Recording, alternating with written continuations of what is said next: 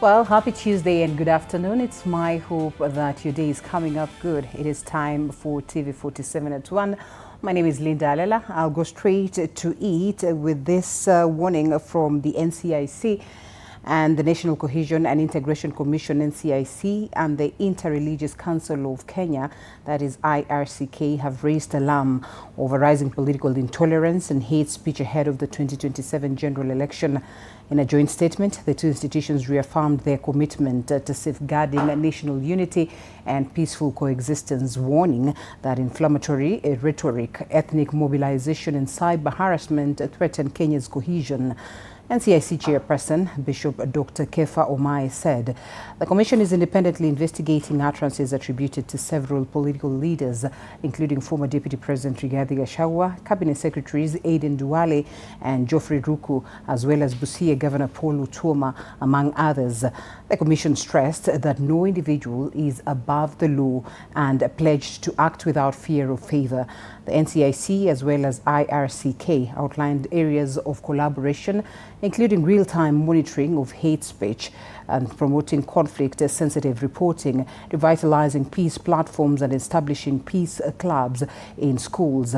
The faith leaders urged politicians to compete for votes without destroying national unity, while calling on citizens to reject hate speech and report offenders. Now, this statement underscored that Kenya's unity is a non-negotiable and that coordinated action now will reduce the risk of violence as well as ensure a peaceful, credible election. Before we carry out any investigation, it's important for Kenyans to know there has to be complaints. You don't go out there and begin to act on a TikTok clip which has been sent. I've said that before. We are an institution that believes in the due process, believe in the law and the procedures that we have as a commission. So until someone raises a formal complaint, especially from our people, it puts us in a very awkward place because we don't know whether the clip that has been sent is AI generated. So we have to be sure that it is a legitimate complaint that has been sent to us. So until that happens, we take our time to be sure of what we are doing. Because when you call upon a political actor or any Kenyan who has preached the law or seemingly has preached the law, you must have evidence. So I want to begin by that, yes, it has taken time. But now that we made statements right from this place, and I'm on record that I have been calling upon any Kenyan that has a formal complaint to get to NCIC. Now those complaints have begun coming. And on the basis of that, we have launched investigations. And these investigations take a process. We go to the field, gather information. That information is properly documented because by the time we are going to court, we must have a watertight case. So that one, I can tell you, it has nothing to do with the political statements which have been made out there, but rather complaints from the public. Number two, I think it goes together. Why now? Why now? Again, it takes us back to the formal complaints that we have received as a commission. Number three, very important, ladies and gentlemen, this must go on record. We don't wait until a political leader issues a statement or takes it on NCIC for us to act. Like I've said before, we act following the due process of the law, the procedures, and remember we have the NCI Act that guides us and our own in-house procedures that we follow. Let it be understood that these cases sometimes take long. That is very important because once we get the processed feedback.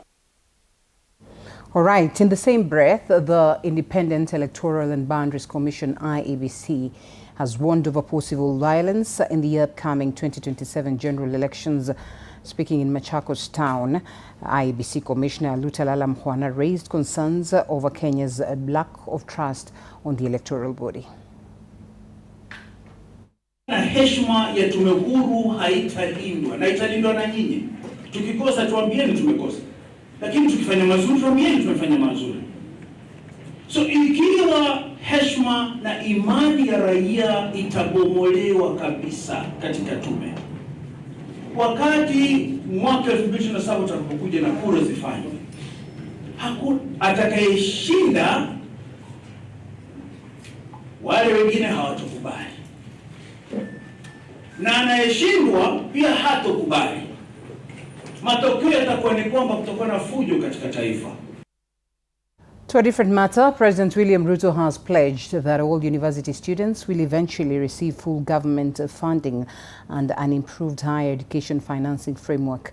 Speaking during the Huawei ICT Awards at State House, Nairobi, the President said access to education must not depend on students' financial ability. Ruto said the government is engaging university vice-chancellors to refine the current student-centered funding model and develop a system that guarantees greater support for learners. The President said the reforms are aimed at addressing financial challenges that affected public universities, including difficulties in paying lecturers and suppliers. He said the government inherited institutions facing a serious financial strain, necessitating changes to how higher education is funded.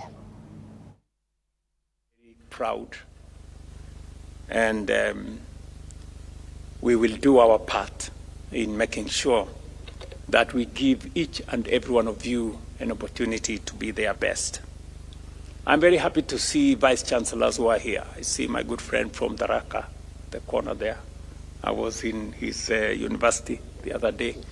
I see my good sister, the vice chancellor of Jomo Kenyatta, and all the other good people who are here. And I have sat down with these vice chancellors and leadership of our universities on that table right there. You remember? Yes. We sat there on that table with them. When I came into office, we had a real challenge. Many of our universities faced very dire situations. Many of our universities could not pay even lecturers. They could not pay their suppliers. They had difficulties. And that is why we had to rework the funding model for our universities. We've made very good progress with our new student-centered funding model. And I want to tell our vice chancellors we will be engaging them as we now progress to even a better funding model that will make sure that every student has full funding for their education. That is the commitment I have made. I know many people are asking me, where are you going to find the money to fund these universities?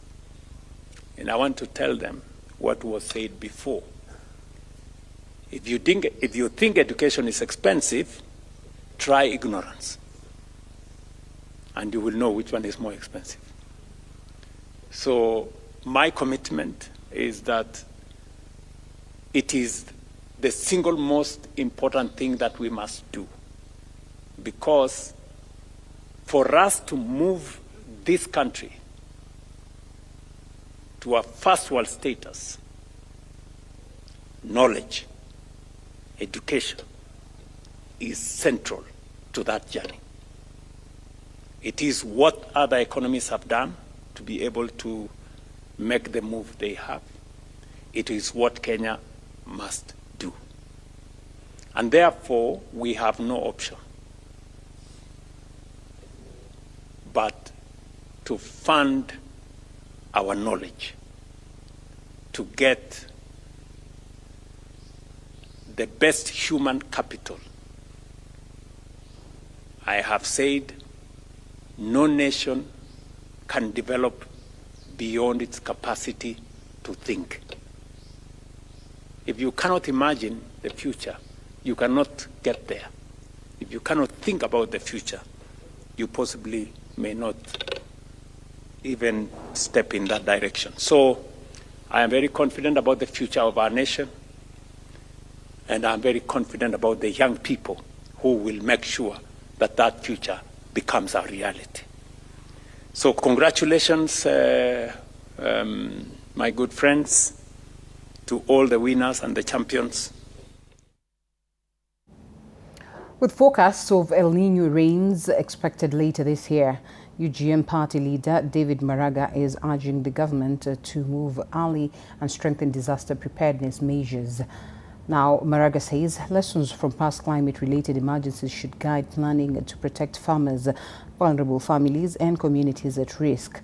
Maraga is calling for support measures, including crop drying facilities for farmers, stronger county emergency response systems, and dignified relocation plans for families living in vulnerable areas. He also wants accountability in disaster management, warning leaders against exploiting emergencies for political or personal gain. It's a fear phenomenon that has been nicknamed Godzilla El Nino as an 8 in 10 a chance of sweeping this region from October this year to early next year. This is not a horoscope. It is a warning that has been in the public domain for months, but the government of Kenya is not paying attention. We would have expected that the budget this year would have been very, very specific. But you saw what the CS was saying last night. When asked, he was just guessing, talking about 10 billion and saying, look, this is a huge sum of money. I don't know where we are going to get it from. When, a few months back, they had more than 14 billion shillings that they spent in Olikalau. Now, after years of deadly crashes at Duka Moja Black Spot in Narok East, church leaders are now urging the government to take urgent action and expand the Mai Mahiun and Tulele Road to help save lives. The clergy from Kekunyoikie ward made the plea after holding prayers and a cleansing ceremony at the accident-prone area where they remembered victims of road crashes. They're calling for separate lanes for heavy trucks and buses, saying the mixing of large vehicles with other road users has contributed to frequent accidents along the route. Now, the leaders also want special crossing areas for livestock to reduce accidents caused by animal movement.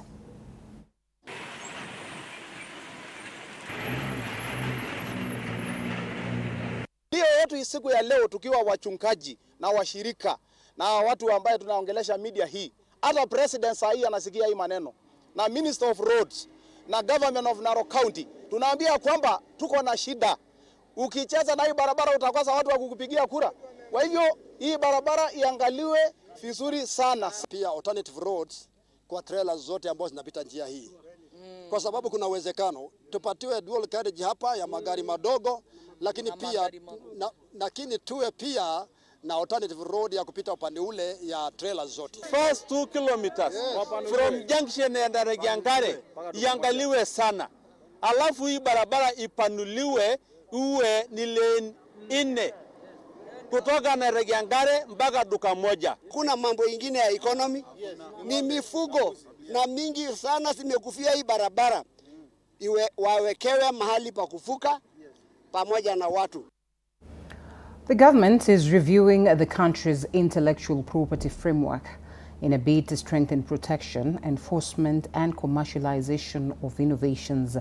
The proposed policy seeks to address existing gaps and create a better environment for innovators to safeguard and benefit from their ideas. Speaking during a public participation forum on the draft intellectual property policy as well as strategy 2026, that is in Nakuru, the Anti-Counterfeit Authority Board Chairperson Nelson Gashuihie said that 6 institutions mandated with intellectual property protection are working to improve coordination and close existing loopholes. One of the major aspects of looking at it is from the addressing both the demand and the supply. And if we're able to get the stakeholders throughout all the sectors and in the different, at the different levels, well educated, then definitely once one has been empowered with that, then they're also able to avoid either selling or even buying counterfeits. So that soft aspect of addressing the business community being affected has been addressed within this policy. As you realize, Kenya, we don't have such a policy, and Kenya has really advanced in intellectual properties. So we have decided to come together, but now we have come up with a policy for this because it's important. Kenya has really advanced in the sub-Saharan Africa, and that is why we came here to do public participation. All right, 15 minutes past the top of the hour. Time for a quick short break. We still have more news, so don't you go anywhere.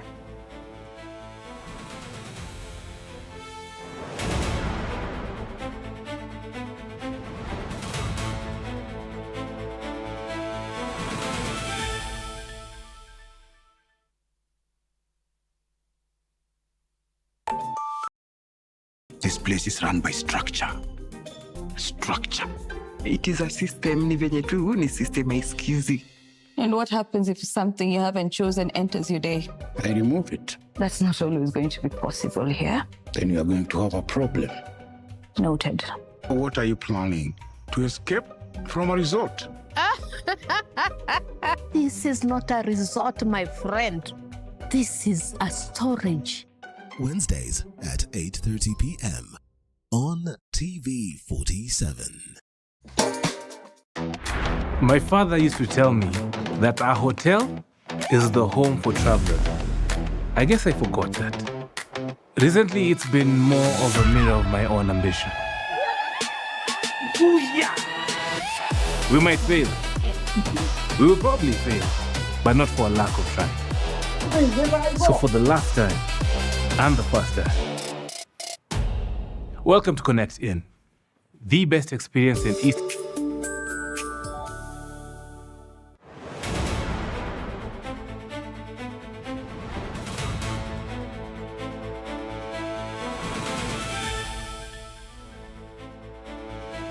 Yes, you're watching at TV47 at 1. Welcome back.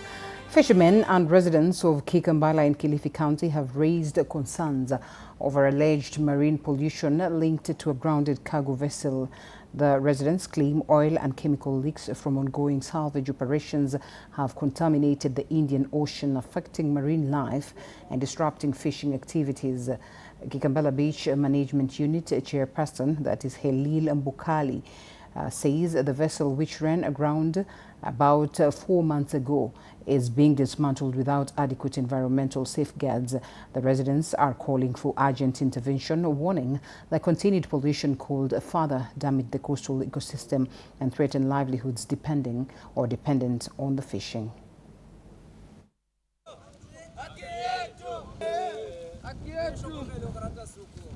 Pale hao jamaa ambao wanakata lile dude, kuna mtu anakata, hatujui ni nani, kama ni mtu yuko qualified ama ni kazi yake kukata, mtu hatumfahamu vizuri sisi, lakini kulingana na alivyokata wameichafua mazingira ya bahari, wakamwaga mercury kule na mafuta na maoili, ndio maana kasa wanakuja hapa wanakufa. Na upande wa uvuvi pia umetustopisha sahi, hatufanyi uvuvi sababu samaki wamepotea, na pia oili iliyomwagika ndani ya maji imefukuza samaki kwenda mbali sana. Kifaa hicho ambacho kimeleta hatari ambazo sisi tumejitahidi mpaka kwenda kuzuia, lakini twafika huko watu wamekuwa na uwezo mpaka kutumia maofisa wa usalama AP kwenda Coral Reef kuruhusu watu wafanye kazi ambao sisi kama wavuvi inatuathiri. And in Kajiado, leaders are demanding answers from the Kenya Wildlife Service over the deaths of 14 elephants at Amboseli National Park. Led by Governor Joseph Ulilenku, the leaders want KWS to expedite investigations and make public the findings, warning that the deaths could threaten the park's elephant population. The carcasses involving elephants of different ages and sexes were discovered at different locations within the park in June. And now the KWS says that samples collected by veterinarians are still undergoing analysis in Kajiado, and the leaders have also raised concerns over poor road infrastructure in the park and the delayed transition of Amboseli's management to the county government.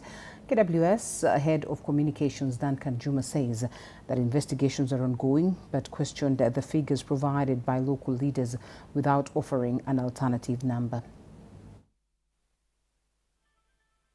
Mheshimiwa Rais, paki na kufa. Pili, wiki zilizopita nilitangaza kwamba ndovu 14 wamekufa kwa muda wa wiki 3. Tukio hatujai liona. Tukasema nini inafanyika na ndovu zetu? Hawa wanyama ni zetu. Tunataka kupata report kwa sababu KWS wamechukua samples. Tunataka kupata report nini iliua ndovu zetu 13 kwa muda wa wiki 3. Haijai tokea. Sisi tunalinda wanyama hawa kwa sababu ni wetu. Hawa wanyama si wa KWS. Hawa ni wanyama wetu. Eneo hili ni letu. Ardhi hii ni yetu. Mambo ambaye yanaendelea pale KWS. Director General, kama mimi natoa uongo, sema kesho mimi natoa uongo. Wewe ndio umeweka sahihi fee note ambaye imempatia wakili wenu pesa kwenda kusimamisha Amboseli. Alafu mnasema ya kwamba si serikali inasimamisha Amboseli. Mimi ninangoja Mheshimiwa Governor, maana yeye ndiye alisimamisha, aliomba hii Amboseli. Kama hatasema deadline hii, basi mimi nasema Wamasai hakuna kupeana rukura kwa Ruto. And the strike by health workers that is in Embu County has gone to its second day, disrupting services in public and health facilities. And now the workers are demanding payment of salary arrears, implementation of promotions and resolution of other employment grievances, accusing the county government of failing to act. Embu County Chief Officer for the Health, Patrick Mukavi, says the delays resolving the dispute is linked to the pending approval of the 2026-2027 county budget by the County Assembly. Mukavi says funds to address the workers' concerns have already been factored into the budget, which is awaiting final approval. Now the county says some health workers who did not join the strike continue providing essential services, particularly for emergency cases. We are calling upon the national government not to treat these ones as a conditional grant, but as an additional allocation to the county so that we can solve the issue of UHC staff once and for all. The second category of the strike that we have, this one is local with the grievances from our own staff. We have two major areas. One is for promotion and for the staff that have stagnated for quite some time. And the other one is for transiting the staff under contract from contractual basis to the permanent and the pensionable. And we are handling that because those two issues will be handled. Will be handled after we have concluded the budget that will be concluded by the Assembly either today or tomorrow. And now, church leaders in Machakos have criticized the government over the growing presence of criminal groups accused of threatening public safety as well as peace. The National Council of Churches of Kenya, NCIC, Machakos branch says the government should take responsibility for containing the spread of such groups instead of expressing concern over the rise. The NCIC Machakos chairperson Bishop Festus Malua says that some of the groups are allegedly linked to powerful individuals and warned that failure to act could actually undermine security and the rule of law. The clerics are calling on the authorities to strengthen law enforcement and ensure that all individuals involved in the criminal activities are held accountable.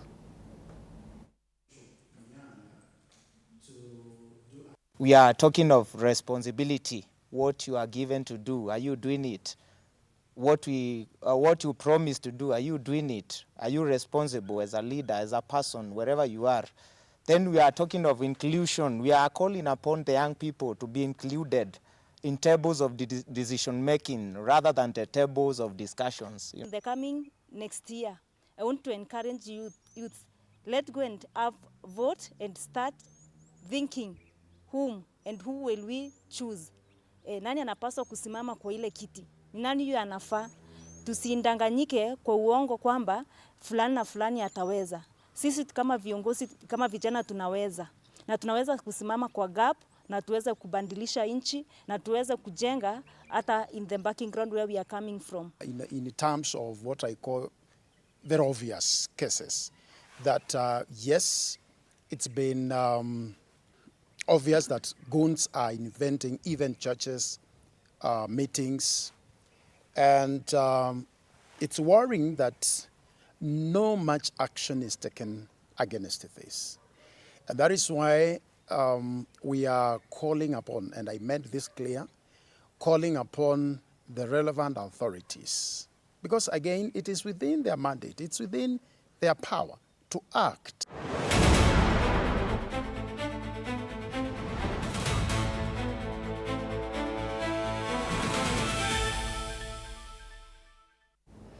Harambee Starlets will be aiming to revive their 2026 Women's Africa Cup of Nations WAFCON campaign when they take on Senegal in their second Group A match in Morocco. The Starlets began their tournament with a difficult 4-0 defeat to hosts Morocco, leaving them bottom of Group A. And now Algeria currently leads the group after defeating Senegal 2-0 in the other opening fixture. That means then Thursday's clash is crucial for both Kenya and Senegal as they seek their first points of the tournament.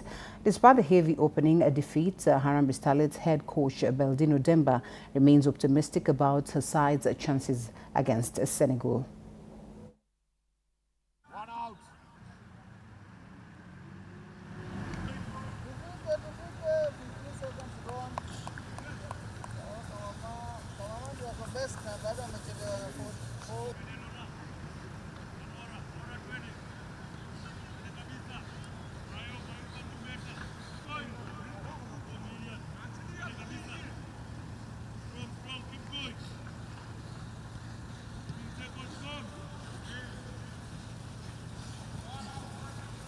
Go, ladies, go.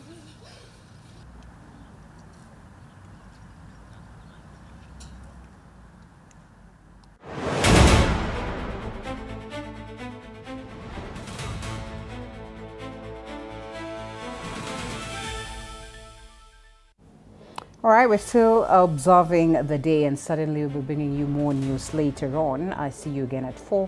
My name is Linda Alela. This is where I close TV47 at 1.